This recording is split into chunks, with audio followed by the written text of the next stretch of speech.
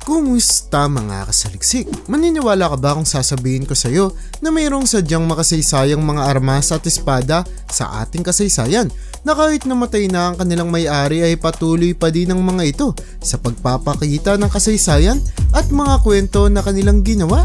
Kaya mula sa gintong punyal na natabunan ng buhangin hanggang sa nakabaong espadang lumalabas sa mga kwento ay pag-usapan natin ang 10 pinakamaalamat na espadang hindi mo aakalaing totoo pala. Kaya kung handa ka nang malaman ng mga ito ay simulan na natin. Number 10, gintong punyal.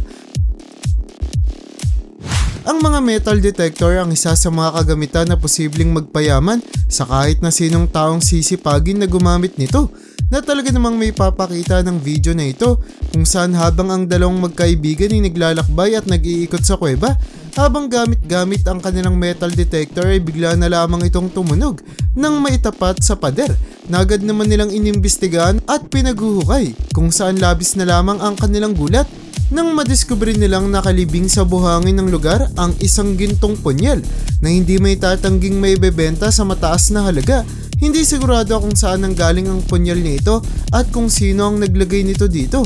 Ngunit ang tanging kasiguraduhan lamang natin patungkol sa armas na ito ay sadyang nakamamanga at nakagugulat ang kanyang pagkadiskubre. Number 9, Norimitsu Odachi. Maniniwala ka ba kung sasabihin ko sa iyo na mayroong isang nakamamanghang espada sa bansang Japan na sinasabing ginamit noon ng mga higante? Ang Norimitsu Odachi ay mapapansing mayroong napakalaking sukat at haba na umaabot sa lagpas 12 talampakan na nagpapakita lamang kung gaano maghihirap ang normal na taong susubok na gumamit nito. At dahil ang espada ay mayroong bigat na humigit kumulang 15 kilo, ay talaga namang hindi makakakilos ng maayos ang sino mang gagamit sa sandata na ito. Kilala ang bansang Japan sa kanilang kahusayan sa paglikha ng mga espada, kung kaya't kahit na sobrang kakaiba tila ba hindi magagamit ang Norimitsu Odachi pagdating sa labanan, ay sigurado raw ang mga eksperto na may pinaggamitan nito noong unang panahon na hindi na natin malalaman sa ngayon. Number 8, Napoleon Sword. Sadyang popular sa marami sa atin ang pangalan na Napoleon Bonaparte, kung saan kadalasan siyang lumalabas sa mga paksa na kasaysayan ng ating planeta bilang isa sa pinakamagaling na general sa buong mundo. Kung kaya't ang espada niya na ginamit niya sa maraming labanan ay talaga namang umiintriga at kumuha ng atensyon ng maraming mga tao nang ilabas ito sa publika at napagdesisyon ng ibenta, kung saan ang espada ni Napoleon na umaabot na ang edad sa lagpas 200 taon ay naibenta sa halagang 6 na milyong dolyar, o sa pera natin yan ay mahigit 300 milyong piso, na talaga namang nagpapakita kung gaano na lamang kadaming mga kolektor ang handang magbigay ng malaking halaga para lamang makuha ang mga bagay na sadyang naglalaman ng mayamang kasaysayan. Number 7, Sword of Gojen. Alam mo ba na may nadiskubreng espada sa bansang China na kahit pa umabot na ang tanda sa lagpas 2,000 taon ay mas matalim pa kaysa sa ibang espada sa kasalukuyan?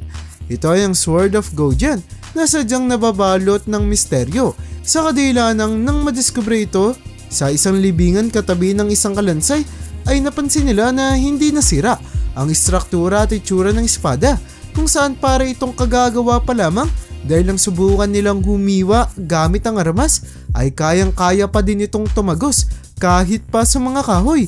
Nagpapakita lamang kung gaano kaganda ang pagkakagawa nito. Hindi matukoy ng mga eksperto kung sino ang may gawa ng espada at kung anong kasaysayan na ang pinagdaanan nito, na naging dahilan para kahit na maraming mga taong nagtatangkang bumili dito ay wala pang desisyon na ibenta ito.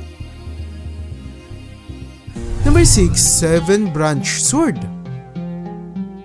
Base pa lamang sa itsura ng espada na ito na kung tawagin ay Seven Branch Sword mula sa bansang Japan, ay agad mo nang mapapansin ang imposibilidad na gamitin ito sa pakikipaglaban, kung saan ang espada talaga nito ay nakadesenyo para gamitin sa mga seremonya Ang espada ay mayroong 3 pares ng mga sangay sa kanyang magkabilang gilid na sinasabing inukitan daw ng mga kasulatan na nakalulungkot isipin na hindi na mabasa pa dahil sa unti-unting pagkalaho nito sa paglipas ng panahon. Kung kaya't pinagdedebatihan ngayon ng mga eksperto ang natitirang mga mensahe na nakasulat sa katawan ng espada na dahil kulang-kulang ay hindi nakakasigurado kung ano nga ba. Number 5. Sulficar Scimitar. Ang isa pang kakaibang armas na sigurado akong magpapamangha sa'yo sa kadahilanang ang Sulficar Scimitar ay sinasabing nanggaling pa kay Ali na kaibigan ni Muhammad na kilala sa pagiging propeta ng relihiyon sa Islam, kung saan ang armas na ito ay mayroong kakaibang itsura na para bang sa mga gunting na pinaniniwala ang disenyo daw ng mga espada noong unang panahon. May nakasulat din sa katawan ng Sulficar Scimitar na hindi kagaya ng sa 7 branch sword sa bansang Japan ay nababasa pa ang mga mensahe dito na nangangahulog ang walang bayani maliban kay Ali na nagpapakita lamang ng importansya ni Ali para kay Muhammad. Number 4. Joyous. Si Haring Charlemagne ay kilala sa pagiging pinakaunang emperor ng mga Romano, kung kaya't hindi na natin maitatanggi ang importansya at kahalagahan ng kanyang personal na espada na kung tawagin ay Joyous na nangangahulog ang kasiyahan, at dahil ginamit ang espada ng isang makasaysayang tao ay hindi nakataka-taka pa kung madami ding kasaysayan ang nilalaman nito, kung saan ginagamit ito noon para sa seremonya ng mga bagong mamumuno sa bansang Frances hanggang sa matigil ito noong pang-13 siglo, kung kaya't sa kasalukuyan ay matatagpuan na lamang ang espada sa loob ng museo ng Louvre. Number 3. Cortana. Kagaya ng 7 branch sword ay nakadisenyo para gamitin lamang sa seremonya kaysa pakikipaglaban ng espada na ito na kung tawagin ay Cortana, na isa sa 3 espada na ginagamit sa seremonya ng pagkokorona sa susunod na mamumuno ng bansang Britain, kung saan ang Cortana ang may hawak sa titulo ng pagiging espada ng awa, kung kaya't makikita na putol ang talim nito na sumisimbolo sa hindi pagpatay sa kahit na sino. Pinaniniwalaan na 8 hanggang 900 taon na ang edad ng espada na Cortana, ngunit may ilang mga eksperto ang nagsasabi na posibleng mas matanda pa ito kaysa sa 1,000 taon. Number 2. Tomoyuki Yamashita Sword.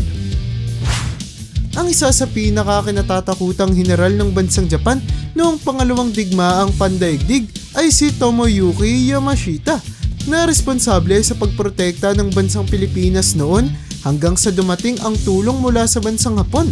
Ngunit kasabay ng kanyang pagprotekta ay marami ring mga krimen ang ginawa ni Tomoyuki Yamashita kasama ng kanyang mga opisyales sa mga mamamayan ng ating bansa, kung kaya't nang ipabitay siya taong 1946 ay nakuha rin mula sa kanya ang kanyang mga armas, kung saan kabilang narito ay ang kanyang espada na sinasabing kumitil ng buhay ng maraming mga tao noong naganap ang digmaan, kung kaya't isa ito sa pinakapopular na kagamitan na nagpapakita ng kasaysayan noong pangalawang digmaang pandaigdig.